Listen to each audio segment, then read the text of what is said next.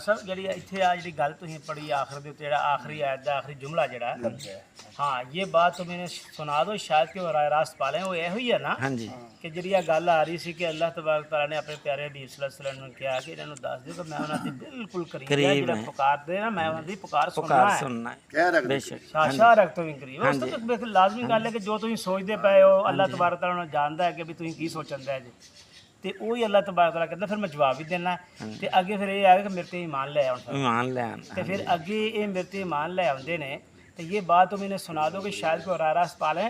ਕਿ ਅਗਰ ਤੇ ਉਹ ਸਿੱਧੇ ਰਸਤੇ ਤੇ ਆ ਜਾਣਗੇ ਤੇ ਕਾਮਯਾਬੀ ਹੈ कामयाबी ਫਲਾਹ ਦਾ है ਰਸਤਾ ਹੀ ਹੈ फलादा रास्ता है ਅਗਰ ਉਹ ਨਹੀਂ ਆਪਣਾ ਕਰਨਗੇ ਆਪਣਾ ਸਾਰਾ ਕੁਝ ਨਹੀਂ ਤਸਲੀਮ ਕਰਨਗੇ ਅਤਾਤ ਨਹੀਂ ਕਰਨਗੇ ਉਹਦੀ ਬੰਦਗੀ ਨਹੀਂ ਕਰਨਗੇ ਤੇ ਫਿਰ ਫਲਾਹ ਨਹੀਂ ਨਾ ਆਏਗੀ बेशक बेशक ਫਿਰ ਤੇ ਉਹਨਾਂ ਦਾ ਰਸਤਾ ਜਿਹੜਾ ਅੱਲਾਹ ਤਬਾਰਕ ਦੱਸਿਆ ਖੁਤਵਾਤੀ ਸ਼ੈਤਾਨ ਉਹ ਸ਼ੈਤਾਨ ਦੇ ਰਸਤੇ ਤੇ ਹੋਣਗੇ ਰਸਤੇ ਤੇ ਫਿਰ ਉਹਨਾਂ ਵਾਸਤੇ ਤੇ ਜਿਹੜਾ ਰਸਤਾ ਦੱਸਿਆ ਫਿਰ ਅੱਗੇ ਜੋ ਜਿਹੜੀ ਘਾਟੀ ਦੱਸੀ ਆ ਜਹੰਨਮ ਦੀ हाँ जी ਖਾਈ ਆ ਉਹ ਦੱਸ ਦਿੱਤਾ ਹੈ ਇਹ ਤੇ ਜਿਹੜਾ ਮੰਨ ਲੇਗਾ ਤਸਲੀਮ ਕਰ ਲੇਗਾ ਅੱਲਾਹ ਨੂੰ ਸਿੱਧ ਕੇ ਦਿਲ ਦੇ ਨਾਲ ਤੇ ਉਹ ਤੇ ਫਿਰ ਉਹਦਾ ਬੇੜਾ ਪਾਰ ਹੋ ਜਾਏਗਾ बेशक ਅਦਰਵਾਈਜ਼ ਤੇ ਫਿਰ ਤੁਹਾਡੇ ਸਾਹਮਣੇ ਹੀ ਆ ਭਾਵੇਂ 6 ਅਰਬ ਹੋਣ ਤੇ ਭਾਵੇਂ 8 ਅਰਬ